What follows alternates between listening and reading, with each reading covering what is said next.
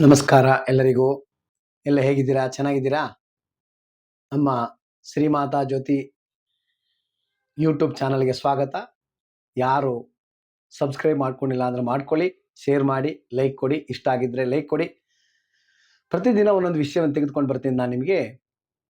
ಯಾವ ರೀತಿಯಾಗಿ ಏನಾಗಬೇಕು ಅಂತ ಹೇಳೋದ್ರಲ್ಲಿ ಈ ದಿನ ನಾನು ದೃಷ್ಟಿ ದೋಷಗಳು, ಮನೆಗೆ ದೃಷ್ಟಿ ಆದರೆ ಏನು ಮಾಡಬೇಕು, ಮನುಷ್ಯನ ದೃಷ್ಟಿ ಆದರೆ ಏನು ಮಾಡಬೇಕು, ಫ್ಯಾಕ್ಟ್ರಿ ದೃಷ್ಟಿ ಆದರೆ ಏನು ಮಾಡಬೇಕು, ಉದ್ಯೋಗ ಕ್ಷೇತ್ರದ ದೃಷ್ಟಿ ಆದರೆ ಏನು ಮಾಡಬೇಕು, ಕೆಲಸಕ್ಕೆ ಹೋದಾಗ ಏನು ಮಾಡಬೇಕು ಅಂತ ವಿಷಯ ನೋಡ್ಕೊಂಡು ಹೋದರೆ, ಸಾಮಾನ್ಯವಾಗಿ ಮನುಷ್ಯನಿಗೆ ದೃಷ್ಟಿ ಅಂತ ಹೇಳ್ತಕ್ಕಂಥದ್ದು ಪದೇ ಪದೇ ಬರ್ತಾ ಇರ್ತದೆ.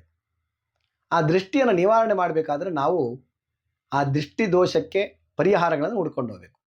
ಮನೆಗೆ ದೃಷ್ಟಿ ಆಗಿದೆಯಪ್ಪ ಹೇಗೆ ಅಂತ ನೋಡಿ ಕೇಳ್ಕೋಬೇಕು, ನೋಡ್ಕೋಬೇಕು ಅಂತಂದರೆ ಏನು ಮಾಡಬೇಕು ಅಂತ ಹೇಳ್ತಕ್ಕಂಥ ರೀತಿಯಲ್ಲಿ, ಮತ್ತೆ ಅದು ಸರಿ ಮಾಡೋದು ಹೇಗೆ ಅಂತ ಹೇಳಿದ್ರೆ ವಿಷಯನ ನಾನು ತಿಳಿಸ್ತೇನೆ ನಿಮಗೆ. ನಾನು ನೋಡಿ, ನೀವು ಮನೆಯಲ್ಲಿ ಯಾವಾಗಲೂ ಕೂಡ ಮನೆಯಲ್ಲಿ ಪದೇ ಪದೇ ಆರೋಗ್ಯ ಸಮಸ್ಯೆ ಆಗ್ತಾ ಇದೆ ಅಂದರೆ, ಕಿರಿಕಿರಿ ಆಗ್ತಾ ಇದೆ ಅಂದರೆ, ಕೆಲಸದಲ್ಲಿ ನಿಮ್ಗೆ ಯಾರು ಒತ್ತಡ ಹೇರ್ತಾ ಇದ್ದಾರೆ ಅಂದರೆ, ಅಥವಾ ಏನೋ ಒಂದು ರೀತಿಯಲ್ಲಿ ಕೈ ಕಾಲು ನೋವು, ತಲೆನೋವು, ಊಟ ಸೇರಲ್ಲ, ಇದೆಲ್ಲ ಆಗತ್ತೆ ಅಂದರೆ ದೃಷ್ಟಿ ದೋಷಗಳು ಅಂತ ಹೇಳ್ತಾರೆ. ಈ ಮನುಷ್ಯನಿಗೆ ದೃಷ್ಟಿ ಅಂತ ಹೇಳಿದಾಗ ದೊಡ್ಡದೊಂದು ಮಾಟಮಂತ್ರ ಮಾಡೋಕ್ಕಿಂತ ದೊಡ್ಡದು. ಅದಾಯಿತು ಅಂದರೆ ಮನುಷ್ಯನಿಗೆ ಎಲ್ಲ ರೀತಿಯಲ್ಲಿ ಸಮಸ್ಯೆಗಳು ಶುರುವಾಗತ್ತೆ. ಅದಕ್ಕೋಸ್ಕರ ಏನು ಮಾಡಬೇಕಪ್ಪ ಅಂತ ಹೇಳಿದ್ರೆ ಒಂದು 2-3 ಉಪಾಯ ಹೇಳ್ತೀನಿ ನಾನು ನಿಮಗೆ ಇವತ್ತು. ನೋಡಿ, ನಿಮ್ಮ ಮನೆಯಲ್ಲಿ ರಾತ್ರಿ ಮಲ್ಕಬೇಕಾದ್ರೆ ನಿಮ್ಮ ಮನೆಯ ಬಾಗಿಲಿನ ಹಿಂಭಾಗದಲ್ಲಿ ಒಂದಿಷ್ಟು ಉಪ್ಪನ್ನು ತಗೊಂಡೋಗ್ಬಿಟ್ಟು ಒಂದು ಪ್ಲೇಟಲ್ಲಿ ಹಾಕಿ ಅಥವಾ ಒಂದು ದೊನ್ನೆ ತಗೊಂಡು ಅದರಲ್ಲಿ ಹಾಕ್ಬಿಟ್ಟು ಇಟ್ಬಿಡಿ. 1 ವಾರ ಬಿಟ್ಟು ನೋಡಿ ಅದೇನಾಗತ್ತೆ ಅಂತ ಹೇಳಿ. ಅದು ಸ್ವಲ್ಪ ಏನೋ ಒಂದು ರೀತಿಯಲ್ಲಿ ಕಲರ್ ಶೇಡ್ ಆಗುತ್ತೆ, ಅದಕ್ಕೊಂದು ಕಪ್ಪಾಗತ್ತೆ. ಬಿಳಿ ಉಪ್ಪು ಹೋಗಿ ಕಪ್ಪು ಒಂದು ಸ್ವಲ್ಪ ಯೆಲ್ಲೋ ಕಲರ್ ಆಗಿ ಬರ್ತಕ್ಕಂಥದ್ದು ಆಗತ್ತೆ. ಅಂದರೆ ನಿಮಗೆ ಮನೆಗೆ ದೃಷ್ಟಿ ದೋಷ ಬಂದಿದೆ ಅಂತ ಹೇಳ್ತಕ್ಕಂಥ ರೀತಿಯಲ್ಲಿ ಒಂದು ವಿಧಾನ. ಹಾಗೆ ನೀವು ಮನೆಯಲ್ಲಿ ಇರ್ತಕ್ಕಂಥ ನಿಂಬೆಹಣ್ಣನ್ನು ಅಥವಾ ಅಂಗಡಿಗಳಲ್ಲಿ ವ್ಯಾಪಾರಗಳಲ್ಲಿ ಮಾಡ್ತಕ್ಕಂಥ ಜಾಗದಲ್ಲಿ ನಿಂಬೆಹಣ್ಣು ಇಡ್ತೀರಲ್ವಾ, ನಿಂಬೆಹಣ್ಣು ಲೋದಲ್ಲಿ ಹಾಕಿಡ್ತೀರಲ್ವಾ, ಅದನ್ನು ಮಾಡೋದ್ರಿಂದ ಕೂಡ ದೃಷ್ಟಿ ದೋಷಗಳು ಯಾವ ಥರ ಅಂತ ಹೇಳ್ತಕ್ಕಂಥದ್ದು ಗೊತ್ತಾಗತ್ತೆ. ಯಾವಾಗ ನಿಂಬೆಹಣ್ಣು ಒಳಗಡೆ ಕೂತ್ಕೊಂಡಿರ್ತದೆಯೋ ಅಲ್ಲಿವರೆಗೆ ಒಂಥರ ಇರ್ತದೆ, ಅದು ತೇಲ್ತಾ ಇದ್ದರೆ ಒಂಥರ ಇರುತ್ತೆ. ಅದಕ್ಕೋಸ್ಕರವಾಗಿ ಅದು ಒಂದು ರೀತಿಯಲ್ಲಿ ನೋಡ್ತಕ್ಕಂಥದ್ದು. ಹಾಗೆ ನೀವು ಮನೆಯಲ್ಲಿ ಒಂದು ಸ್ವಲ್ಪ ಒಂದು ಲೋಟದಲ್ಲೋ ಅಥವಾ ಯಾವುದಾದ್ರು ಒಂದು ಪಾತ್ರೆಯಲ್ಲೋ ಒಂದು 10 ಲವಂಗದ ಕಾಳನ್ನು ಹಾಕಿಡಿ. ಇವತ್ತು ಹಾಕಿಟ್ರೆ ನಾಳೆ ಅದೇನಾಗುತ್ತೆ ಅಂದರೆ ಮನೆಗೆ ಯಾವ ರೀತಿ ಆಗಿದೆ ಅಂತ ಹೇಳೋದು ಗೊತ್ತಾಗುತ್ತೆ. ಅಂದರೆ ಎಷ್ಟು ನೀವು ಹಾಕಿರ್ತಕ್ಕಂಥ ಪ್ರಮಾಣದಲ್ಲಿ ಎಷ್ಟು ಲವಂಗ ನೀರಿನಲ್ಲಿ ತೇಲ್ತಾ ಇರ್ತದೆಯೋ ಅಷ್ಟು ವಿಶೇಷತೆ ಬರುತ್ತೆ.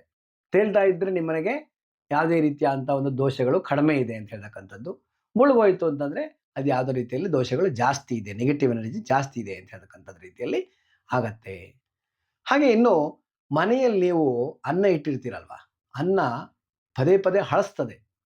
ಹಳಸೋಗೋದು ಅಂದರೆ ಹಾಳಾಗಿ ಹೋಗೋದು ಆಗತ್ತೆ. ಚೆನ್ನಾಗಿಟ್ಟಿದ್ದೆ ನಾನು, ಆದರೆ ಈ ರೀತಿ ಹಳಸೋಗಿದೆಯಲ್ಲ ಅಂತ ಹೇಳ್ತಕ್ಕಂಥ ರೀತಿಯಲ್ಲಿ ಆಗ್ತಕ್ಕಂಥದ್ದು ದೃಷ್ಟಿ ದೋಷಗಳಾದಾಗ. ಮತ್ತು ಮಾಟಮಂತ್ರ ಆದರೂ ಕೂಡ ಆಗುತ್ತೆ. ಯಾವುದೇ ರೀತಿಯಾದಂಥ ಒಂದು ಕುಂಕುಮ ಪ್ರಯೋಗ ಆಗಿರ್ಬೋದು, ಉದಕ ಪ್ರಯೋಗ ಆಗಿರ್ಬೋದು, ನಖ ಪ್ರಯೋಗ ಆಗಿರ್ಬೋದು, ಕೇಶ ಪ್ರಯೋಗ ಆಗಿರ್ಬೋದು, ಇದೆಲ್ಲ ಆದರೆ ಆಗ್ತಕ್ಕಂಥದ್ದು ಆಗತ್ತೆ ವೀಕ್ಷಕರೇ. ಅದಕ್ಕೋಸ್ಕರವಾಗಿ ಆ ಒಂದು ರೀತಿಯಲ್ಲಿ ಆಗ್ತಕ್ಕಂಥ ವಿಶೇಷವಾಗಿರ್ತಕ್ಕಂಥ ಒಂದು ಯಾವ ರೀತಿ ದೃಷ್ಟಿ ಆಗಿದೆ ಅಂತ ಹೇಳಿದ್ರೆ ಕಂಡುಹಿಡ್ಕೊಳ್ತಕ್ಕಂಥಕ್ಕೆ ನಾವು ಒಂದು ವಿಧಾನ ಅಂತ ಹೇಳ್ತಕ್ಕಂಥದ್ದು.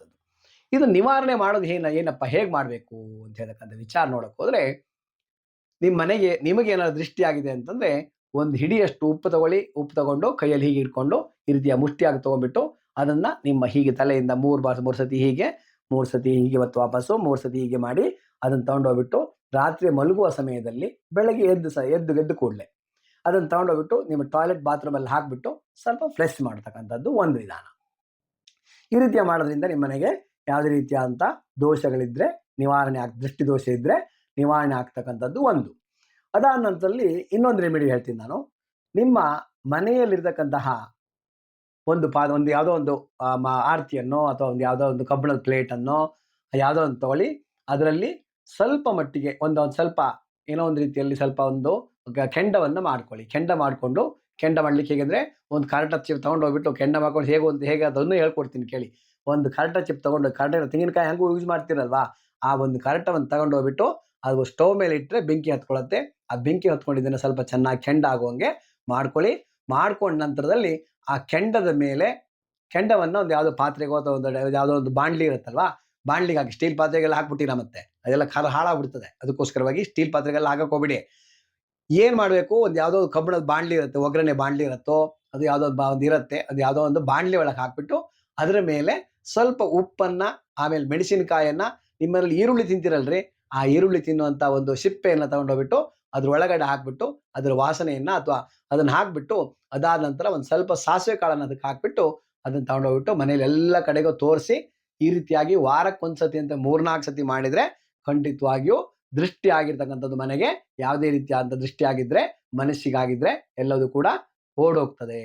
ಮೆಣಸಿನಕಾಯಿ ಹಾಕಿದೀನಿ, ಖಾರ ಆಗತ್ತೆ, ಘಾಟ್ ಆಗತ್ತೆ ಅಂತ ಯೋಚನೆ ಮಾಡಬೇಡಿ.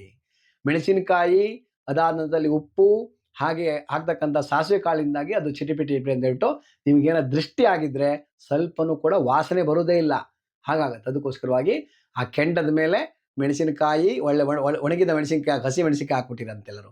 ಯಾವುದೋ ಒಂದು ಒಣಗಿದ ಮೆಣಸಿನಕಾಯಿ ಹಾಕಿ, ಸ್ವಲ್ಪ ಉಪ್ಪು ಹಾಕಿ, ನಂತರದಲ್ಲಿ ಸ್ವಲ್ಪ ಸಾಸಿವೆ ಕಾಳನ್ನು ಹಾಕ್ಬಿಟ್ಟು ಅದನ್ನ ಸ್ವಲ್ಪ ಚಿಟಿಪಿಟಿ ಅಂತ ಇರ್ಬೇಕಾದ್ರೆ ತಗೊಂಡೋಗ್ಬಿಟ್ಟು ರಾತ್ರಿ ಟೈಮಲ್ಲಿ ಮಾಡ್ಬೇಕು ಇದನ್ನು. ಯಾಕೆಂದ್ರೆ ಇದನ್ನ ತಗೊಂಡೋಗ್ಬಿಟ್ಟು ರೋಡ್ನಲ್ಲಿ ಎಲ್ಲರೂ ಹಾಕಬೇಕು ಅಂತ ಹೇಳ್ತದೆ. ಅದಕ್ಕೋಸ್ಕರವಾಗಿ ಅದನ್ನ ಆ ಥರ ಮಾಡಿರ್ತಕ್ಕಂತಹ ಮಾಡಿರ್ತಕ್ಕಂಥ ಒಂದು ದೃಷ್ಟಿ ಮತ್ತೆ ತೆಗೆದಿರ್ತಕ್ಕಂಥದ್ದನ್ನ ತಗೊಂಡೋಗ್ಬಿಟ್ಟು ಏನು ಮಾಡಬೇಕು, ತಗೊಂಡೋಗಿ ಎಲ್ಲರೂ 3 ದಾರಿ ಸೇರೋಲ್ಲಿ ತಗೊಂಡೋಗಿ ಹಾಕ್ಬಿಟ್ಟು ಬನ್ನಿ.